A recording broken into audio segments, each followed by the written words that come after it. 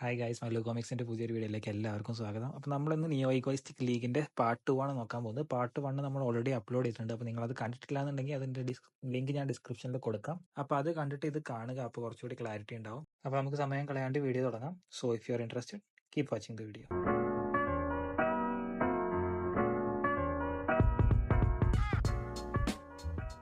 അങ്ങനെ ഈഗോ ഇവിടെ വെച്ചിട്ട് ഈഗോയുടെ പ്ലാൻ റിവീൽ ചെയ്യാണ്. പ്ലാൻ എന്താണെന്ന് വെച്ച് കഴിഞ്ഞാൽ, അതായത് 3 പ്ലാൻ ഉണ്ട്. അതിൽ പ്ലാൻ നമ്പർ 1 എന്താണെന്ന് വെച്ച് കഴിഞ്ഞാൽ, ഈ പ്ലെയേഴ്സ് എല്ലാവരും ബ്ലൂ ലോക്കിലെ എല്ലാ പ്ലെയേഴ്സും ഇപ്പോൾ വന്നിരിക്കുന്ന ഈ മാസ്റ്റേഴ്സിന്റെ അണ്ടറിൽ ട്രെയിൻ ചെയ്യണം. അതായത് അവരുടെ ആ ടീമിലുള്ള പ്ലെയേഴ്സും പ്ലസ് ബ്ലൂ ലോക്കിലെ പ്ലെയേഴ്സും ഈ മാസ്റ്റേഴ്സിന്റെ അണ്ടറിൽ ട്രെയിൻ ചെയ്യണം. അങ്ങനെ ഒരു ടീമിലെ 11 പ്ലെയേഴ്സിലെ കളിക്കാൻ പറ്റുള്ളൂ. അപ്പോൾ ആ 11 പ്ലെയേഴ്സിനെ ഈ മാസ്റ്റർ തിരഞ്ഞെടുക്കും. അതായത് അവരുടെ പെർഫോമൻസ് നോക്കിയിട്ട് മാസ്റ്റർ തിരഞ്ഞെടുക്കും. അപ്പോൾ അങ്ങനെ മാസ്റ്റർ തിരഞ്ഞെടുക്കുന്ന ടീമായിരിക്കും പിന്നെ അവർ കളിക്കാൻ ഇറങ്ങുന്നത്. അതായത് മെയിൻ പ്ലാൻ ഇതല്ല. അതായത് ഈ മാസ്റ്റേഴ്സ് തിരഞ്ഞെടുക്കുന്ന ഈ പ്ലെയേഴ്സിനെ വെച്ചിട്ട് അവരുടെ ഓപ്പോസിറ്റ് ഉള്ള മറ്റേ ടീമിന്റെ പ്ലെയേഴ്സായിട്ട് മാച്ച് വെക്കും.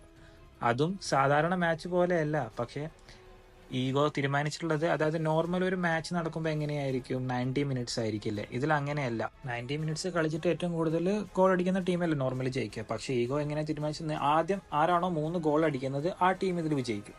പിന്നെ രണ്ടാമത് വരുന്ന മാറ്റം എന്താണെന്ന് വെച്ച് കഴിഞ്ഞാൽ, നോർമൽ ഒരു കളിയിൽ 3 പേരെ മാത്രമല്ലേ സബ്സ്റ്റിറ്റ്യൂട്ട് ആയിട്ട് ഇറക്കാൻ പറ്റത്തുള്ളൂ. ഇതിൽ അങ്ങനെയില്ല. എത്ര ആളെ വരണമെങ്കിലും ടീമിനെ സബ്സ്റ്റിറ്റ്യൂട്ട് ആയിട്ട് ഇറക്കാം. അതിലൊരു ലിമിറ്റും വെച്ചിട്ടില്ല. ആൻഡ് ഇമ്പോർട്ടൻ്റ് ആയിട്ടുള്ള നെക്സ്റ്റ് ഇതെന്താണെന്ന് വെച്ച് കഴിഞ്ഞാൽ, ഈ മാസ്റ്റേഴ്സിന്റെ അണ്ടറിലല്ലേ ഇവർ കളിക്കുന്നത്. അപ്പോൾ ഈ മാസ്റ്റേഴ്സ് എന്തായാലും നോർമൽ പ്ലേയേഴ്സിനെക്കാട്ടിയും ഭയങ്കര ഇമ്പ്രൂവ്ഡ് ആയിരിക്കും. അതുകൊണ്ട് തന്നെ മാസ്റ്റർ പ്ലേയേഴ്സിന് ആകെ ഒരു 3 മിനിറ്റ് മാത്രമേ ഒരു കളിയിൽ കളിക്കാൻ പറ്റത്തുള്ളൂ. ഈ പ്ലാൻ വെച്ചിട്ടായിരിക്കും ഇത് നെക്സ്റ്റ് പ്ലേയേഴ്സിനെ സെലക്ട് ചെയ്യാൻ പോകുന്നത്. അതായത് അണ്ടർ-20 വേൾഡ് കപ്പിലുള്ള ടീമിനെ ഈ പ്ലാൻ വെച്ചിട്ടാണ് സെലക്ട് ചെയ്യാൻ പോകുന്നത്. കാരണം അവർ കളിക്കുന്നതിന് വെച്ച് റാങ്ക് അവരുടെ ഇൻക്രീസ് ആയിക്കൊണ്ടിരിക്കും. ഇപ്പോൾ ഓരോ ടീമിലും ഓരോ 3 ഗോൾ അടിച്ചു കഴിഞ്ഞാൽ കളി തീർന്നു. അപ്പോൾ ആ കളിയിൽ 3 ഗോൾ അടിക്കുന്ന ആരൊക്കെയാണോ അവർക്ക് പോയിന്റ് കൂടിക്കൊണ്ടിരിക്കും. അസിസ്റ്റ് കൊടുക്കുന്നവർക്കും പോയിന്റ് കൂടിക്കൊണ്ടിരിക്കും. ആദ്യമേ പറഞ്ഞിട്ടുണ്ടായിരുന്നു, നിങ്ങൾക്ക് സർവൈവ് ചെയ്യാൻ പറ്റുന്നില്ല എന്നുണ്ടെങ്കിൽ നിങ്ങൾക്ക് സർവൈവ് ചെയ്യാൻ പറ്റുന്ന പൊസിഷൻ നിങ്ങൾക്ക് തിരഞ്ഞെടുത്ത് കളിക്കാമെന്ന്. ആൻഡ് ഇതെല്ലാം പറഞ്ഞതിന് ശേഷം ഈഗോ ഈ ലീഗിന് ഒരു പേര് കൊടുക്കുന്നുണ്ട്. ആ പേരാണ് ദ നിയോ ഈഗോയിസ്റ്റിക് ലീഗ്. അങ്ങനെ ഈ പേരും കൊടുത്തതിന് ശേഷം ഈഗോ ഒരു കാര്യം കൂടി പറയുന്നുണ്ട്. അതായത് ഞാൻ ഒരു കാര്യം പറയാൻ മറന്നുപോയി. ബാസ്റ്റർ മുഷൻ, അതായത് ജർമ്മനിയുടെ ടീമിൽ ഒരു പ്ലെയർ കൂടി ആഡ് ആകാൻ പോകുന്നുണ്ട്. അപ്പോൾ പ്ലെയേഴ്സ് എല്ലാവരും ചോദിക്കുന്നുണ്ട്, ഓൾറെഡി എല്ലാവരും ആഡ് ആയില്ല, ഇനി ആരാ ആഡ് ആവാളെന്ന് ചോദിക്കുന്നുണ്ട്. അപ്പോൾ നിങ്ങൾ എല്ലാവരും ഇതിൽ വന്നത് ഒരു മെയിൻ പാത്ത് ഉപയോഗിച്ചിട്ടാണ്. അത് നോർമലി നിങ്ങൾ കളിച്ചതിൽ കയറി വന്നതായിരുന്നു.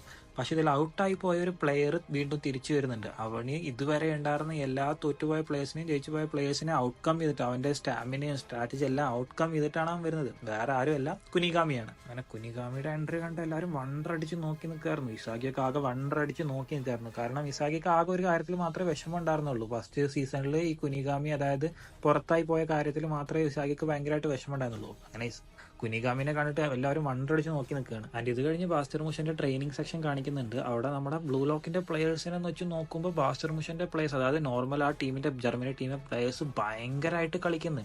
ബ്ലൂ ലോക്കിലെ ഒരാളൊഴിച്ച്, കുനിഗാമി എല്ലാവരും ഔട്ട്കം ചെയ്തിട്ട് ബാസ്റ്റർ മുഷന്റെ അതേ ടീമിന്റെ ലെവലിലായിട്ടാണ് അവന് കളിക്കുന്നത്.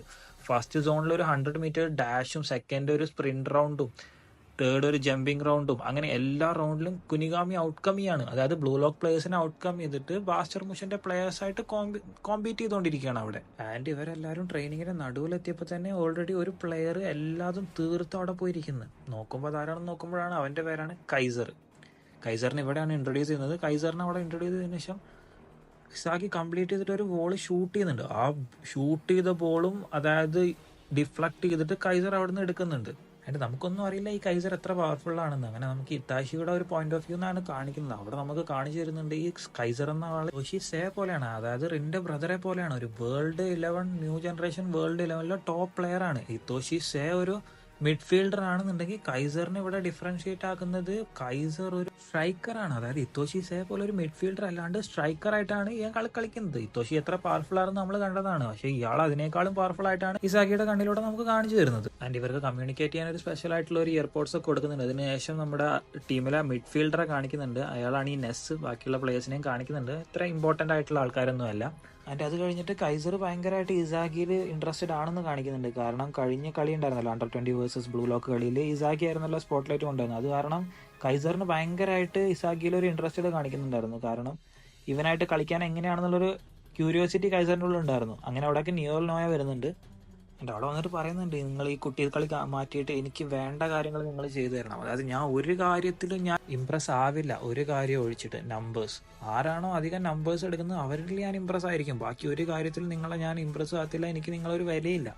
പിന്നെ അത് കഴിഞ്ഞിട്ട് ഓരോരുത്തർക്കും ഓരോ നമ്പർ കൊടുത്തിട്ടുണ്ട്. ആൻഡ് നമ്പർ ഇത് വെച്ച് നോക്കുകയാണെന്നുണ്ടെങ്കിൽ നമ്പറിൽ ഏറ്റവും അടിപൊളിയായിട്ട് ഇവിടെ കളിച്ചുകൊണ്ടിരിക്കുന്ന ഇസാഗിയൊക്കെ ലാസ്റ്റാണ്. ആൻഡ് നമ്പർ തേർഡ് ആരായിരുന്നു അറിയോ? കുനിഗാമി. 5 അല്ല 6 അല്ല 7 അല്ല അതൊന്നുമല്ല, നമ്പർ തേർഡിൽ ബാസ്റ്റർ മൂഷൻ പ്ലെയേഴ്സായിട്ട് കോമ്പറ്റ് ചെയ്തിട്ട് ഭയങ്കരമായിട്ടൊരു ഒരു ഓറ ക്രിയേറ്റ് ചെയ്ത് കുനിഗാമി അവിടെ നിൽക്കുകയാണ്. കൈസറിനൊക്കെ കുനിഗാമിനെ കണ്ടിട്ട് ഭയങ്കരമായിട്ടൊരു ഇമ്പ്രഷൻ ഉണ്ടായിരുന്നു. പക്ഷെ അത് ഇസാഗിലൊന്നും, ഇസാഗി 21st റാങ്കിലേക്കാണ് നിൽക്കണേ. ഫസ്റ്റ് ഒബിയസ്ലി കൈസറും, സെക്കൻഡ് നെസ്സും ആയിരുന്നു, തേർഡ് കുനിഗാമിയായിരുന്നു. അങ്ങനെ ഇനി വരാൻ പോകുന്നതിൽ ഇസാഗി മുന്നേറും, ഇസാഗി റാങ്കിങ്ങിൽ ഫസ്റ്റിലോട്ട് വരുമെന്നൊക്കെ അടുത്ത വീഡിയോയിൽ നമുക്ക് നോക്കാം. അപ്പോൾ വീഡിയോ ഇഷ്ടപ്പെടുകയാണെന്നുണ്ടെങ്കിൽ തീർച്ചയായിട്ടും ചാനൽ സബ്സ്ക്രൈബ് ചെയ്യുക. Thank you for watching my video.